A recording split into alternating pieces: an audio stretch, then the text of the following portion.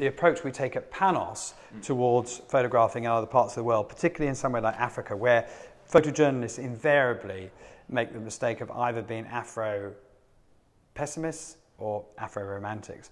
So, by which I mean, on the one hand, they want to portray the country as a basket case with just misery, destruction, grinding poverty, or on the other hand, where they take an ethnographic approach, a sort of man at one with nature and living in total harmony, both of which are fraught with problems, particularly the latter, because I think that kind of ethnographic approach is almost like something from the 19th century when we look at it now.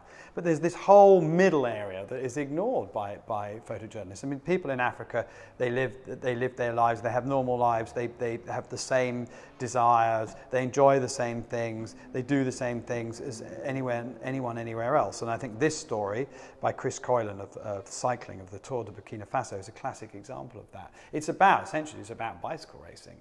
It happens to be in Burkina Faso, and from that you get a flavour of Burkina Faso.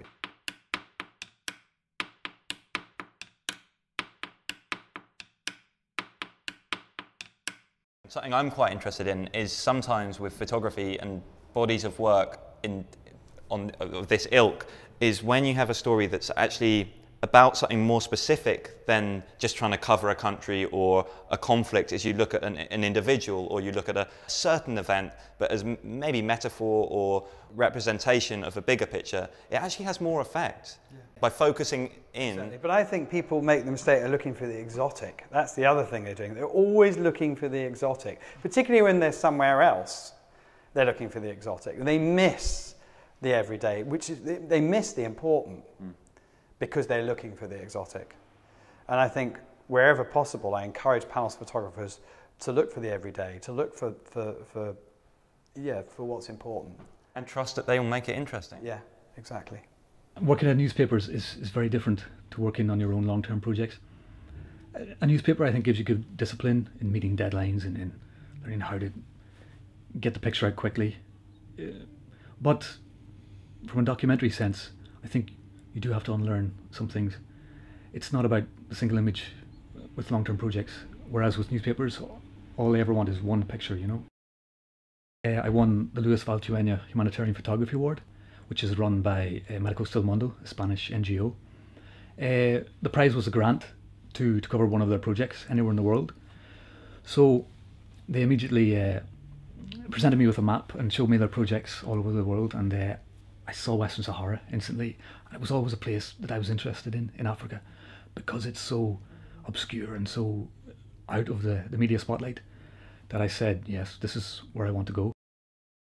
I didn't have any preconceived ideas. I mean, I really thought I could do something interesting during the day. The idea was a reaction to the situation I found, and I was just really shocked by, first of all, the numbers, and secondly, just how forgotten they are, you know. Nobody really knows that these people are there. I think it was after 3 or 4 days, I just thought, you know, I mean, it's like they're living in darkness here. Like, it's one long night for these people. So why don't I just shoot it all at night time? When I had the idea, it just instantly felt right. What's interesting about the work that he produced in Western Sahara, and I think that's true of so much work now, is that there's so much more of the photographer that goes into creating photography now. I mean, I think if we look back here, these are kind of, they're not standard pictures. That would be doing them a disservice, but they are within a classic black and white photojournalism language style. Yeah, exactly. And it's a language and a language that some people find very difficult to give up, but it is a language that was. But it's also a language, and it's a language we understand. Whereas I think going to these stylized, and they are stylized portraits, makes you really have to think a bit more than if they were on the hoof kind of. I think there's more that the photographer has to think more about what they're trying to get across, what they're trying to say. How can they represent that visually?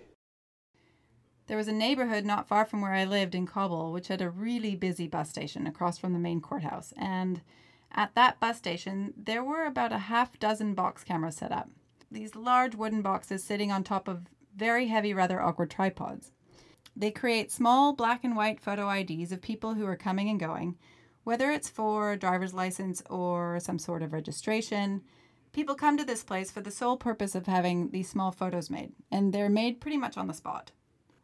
As I was chatting with one of the photographers and watching the people as they came to sit to have their photos taken, I decided I wanted to see what the camera looked like on the inside because the photographer kept opening the small door on the back of the camera and I was really just curious.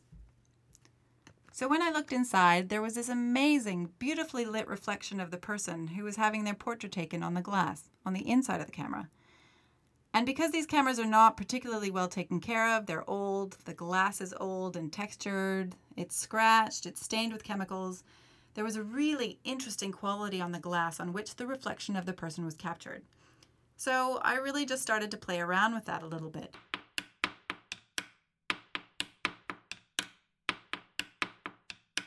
I wanted to add some color to the background because the background the photographers were using was always black and that seemed just dull to me.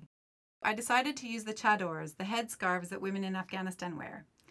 Those you can pretty much get at any market.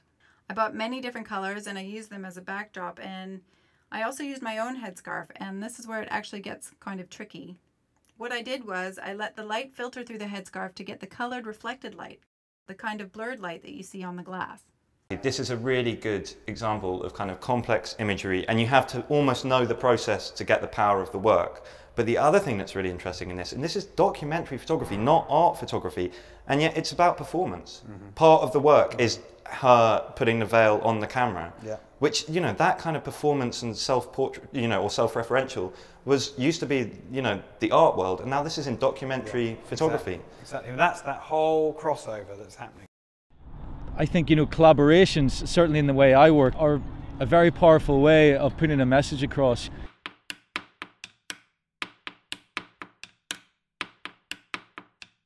It was really obvious from when we first arrived that the story was within the family members. You know, there was a lot of stuff coming out about the miners and it was being quite widely reported because there was so many people there.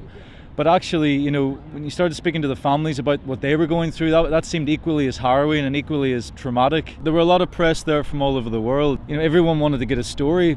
We were lucky because we were there for the duration of the whole thing, you know, nearly 6 weeks. So we had the time to really get to know people, and I think that's really essential. You know, we weren't just parachuting in for a couple of days. The government set up this system where family members and the miners could correspond with each other, and they sent these packages called doves, and a big metal chute would come up, and inside that chute there'd be packages of letters. You know, they were sending t-shirts down, fresh socks, underwear, bits of soap, you know, other kind of essentials, and even magazines and CDs and that sort of stuff. We couldn't physically go down into the mine, that was clear. But obviously the footage that was coming out, there was some great stuff, but it was all edited and controlled by the government. So, you know, we really wanted to kind of see from a first person perspective some really kind of unedited raw footage, you know, and there's only one way you could do it, and that was obviously through sending the camera down there. All the guys in the team were very clear that we didn't really want to give Edison any instructions. We had the camera down there for about 3 weeks and we hadn't received the SIM card back up. We hadn't got it. The day before he got out, and this is when we really knew that they believed they were going to escape, he sent it up inside a pair of socks, and we got it. And seeing this guy who, you know, obviously was tormented but was finding his own way to deal with it, finding his own way through running for miles and through pulling, you know, bits of machinery around the mines. It was absolutely crazy, you know, seeing these pictures. And so by the time I actually got back to Santiago and then flew to New York, the pictures were already flying out all over the place, and it was just unbelievable the distance that they went. And it was fantastic to see that, you know, Panos were able to get them in front of so many people across the world. The aesthetic of the picture is equally as important as the content. Yes. It's not just that you got down there. To be honest, the fact that it's gritty and kind of not particularly amazingly taken photographs actually adds to it. It becomes more real. But it's interesting that Panos will deal with these pictures because they see the importance of them as documents. Yeah, it's a very important document. I mean, it's as much a historical document as the picture we discussed much earlier of the Saatchi and Saatchi poster on the Berlin Wall. Yeah. I mean, they're equally valid. It's kind of, I love that idea of photography being a bit like pointing at something. Because you're saying, no, don't look over there, look over there. Yeah. And that's what Mishka Henner seems to do, is he's constantly just choosing what to point at. Exactly. There's a tsunami of photography going on, and half of it it's produced and it's gone. He sort of sees his role more as that of an aggregator, as someone who picks through the rubble and finds the threads that are there, that unless someone did it, you wouldn't actually know that there were any threads there. Having worked in documentary for about 5 or 6 years in photography, social documentary, and realising that there's a whole discourse about photography going on all the time. Everybody's got an opinion about it. And I myself was starting to question what I was doing with photography. So I was interested in what other people had to say about it, really.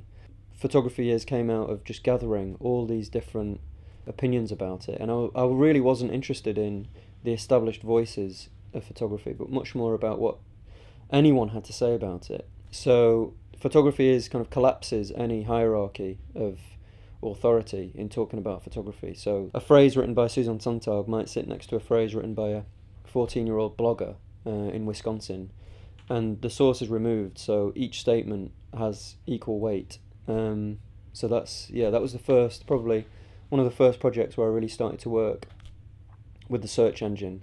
No Man's Land is a body of work that presents what appear to be a number of sex workers in and around Europe, all captured by Google Street View. Somebody is driving a car along these roads with a camera mounted on top of the car, which automatically takes 9 pictures every few seconds, all at different angles. I'm simply coming along and choosing one of those viewpoints and framing the shot so that it works. And in that sense, I see myself as working as a photographer. Google Street View in itself doesn't tell a story. It needs people to interpret it. It needs people to make sense out of the huge, vast amount of images that it produces. And I think that that's what I'm doing with No Man's Land. We kind of live in an era where the search engine is almost our main interface with the world. You know, we kind of we gather information about the world, we learn things, we look for things through the search engine. And so for me it makes perfect sense to work as a photographer using the search engine. I think Panos photographers cover issues in a more in-depth way than a lot of the agencies. I mean, a lot of the other agencies may look at the more sensational stories, the bigger stories around the world, but with Panos what you see are stories often that you won't have heard of before, in places that are more remote, more secluded, and they really bring that out, you know, and cover those issues in a passionate way, and you can learn a lot from looking at a Panos website, and just those collection of stories that might be on the front page, very likely to be from issues that are neglected and that need exposure and need to be talked about. I think it's why I'm a photographer and not a filmmaker. I like the fact that you just keep adding and that you know there's no full stop.